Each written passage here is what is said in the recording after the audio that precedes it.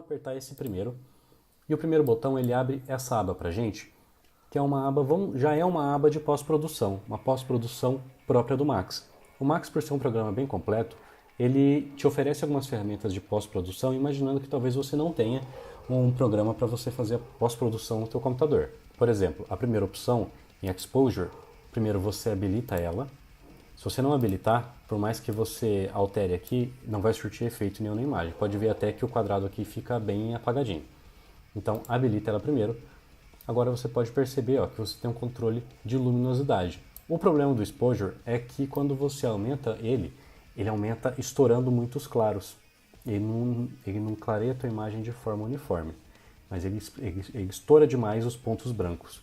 Então é um pouquinho problemático trabalhar com ele, você tem que tomar bastante cuidado, e do jeito que você deixar aqui, que você solar a tua imagem vai ficar.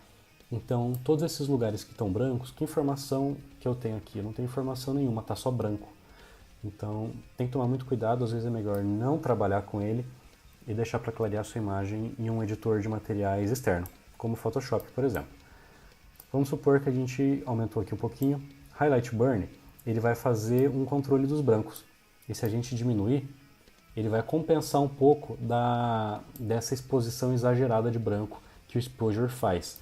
Então se eu posso aumentar bastante aqui e diminuir por outro lado o Highlight Burn, e ele vai dar uma equilibrada na minha imagem. Percebe então que é muito difícil você trabalhar o Exposure sem trabalhar o Highlight Burn junto, porque é ele que vai fazer uma balanceada no estrago, vamos dizer assim, que o Exposure está fazendo nas partes claras. Mas nada é tão perfeito, você tem que tomar muito cuidado, tem que trabalhar de uma forma bem balanceada. Pode ver que está muito claro, né? A imagem ficou bem clarinha, talvez ele esteja até um pouco lavada, e é para isso que você já tem aqui a ferramenta de contraste. O contraste faz justamente o contrário do que o exposure faz, vamos dizer assim, ele realça as partes escuras.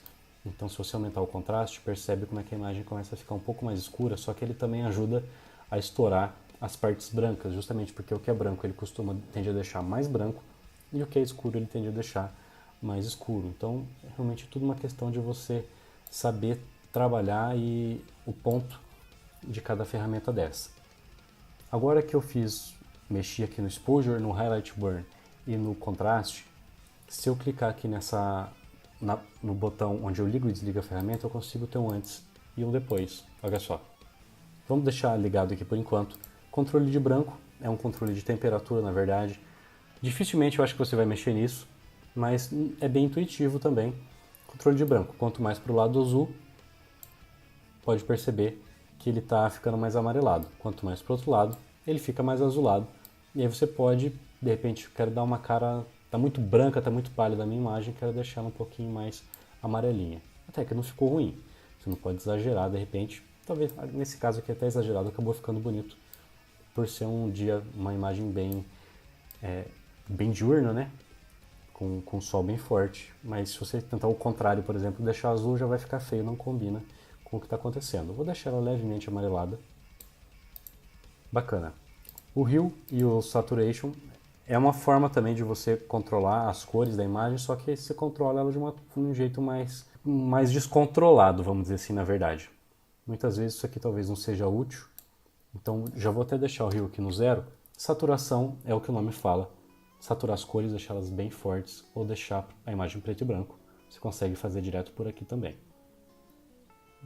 Particularmente eu não gosto de imagem muito saturada, vou deixar no 0, onde estava mesmo.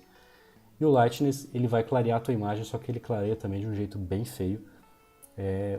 As partes pretas acabam ficando cinza, acaba perdendo bastante informação, então dificilmente você vai querer usar também, a menos que seja uma situação muito específica. Eu vou deixar aqui com 0. Já que todos os itens do Hue Saturation estão 0, eu vou até deixar ele desmarcado. O Color Balance, ele funciona igualzinho o Color Balance do Photoshop. Por exemplo, aqui a gente está apesar de estar apagado, está selecionado tudo. O que é tudo? Está selecionado tanto os shadows, quanto os tons médios, quanto os tons claros. Então, aqui na parte de ciano, por exemplo, vamos habilitar aqui. Você quer adicionar mais vermelho, traga para o vermelho. Adicionar mais magenta, traz para o magenta. Adicionar mais azul, traga para o azul. Ele vai fazendo uma mistura de tudo isso. talvez você perceba, acho que não tem tanta necessidade.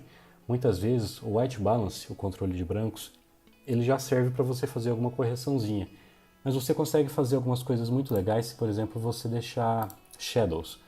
Vamos deixar shadows talvez um pouco azulado. Então traga um pouquinho para o ciano e um pouquinho para o azul. O que isso significa? Pelo shadows tá habilitado, ele vai atribuir essas cores especialmente para as áreas escuras. Se você vier agora em highlights, pode ver que agora mudou, porque você está atribuindo isso para outro segmento da tua imagem. Agora você está indo, os highlights são os pontos claros da tua imagem. Os pontos claros você quer o contrário, você quer mais vermelhinho, você quer mais laranja, né? Você coloca um pouco mais de vermelho e um pouco mais de amarelo. Olha só que cara bacana que você consegue na tua imagem. Eu vou forçar um pouco essa situação. Você consegue como se você estivesse adicionando um filtro praticamente. Vou voltar aqui para Shadows. Fica uma situação bem diferente, né? É como se fosse realmente um filtro que você está colocando na tua cena. Você está brincando ali com as cores, deixando as sombras um pouco mais azuladas e as cores mais claras mais amareladas. Fica bacana, claro que aqui eu exagerei para te mostrar, mas é interessante de se fazer.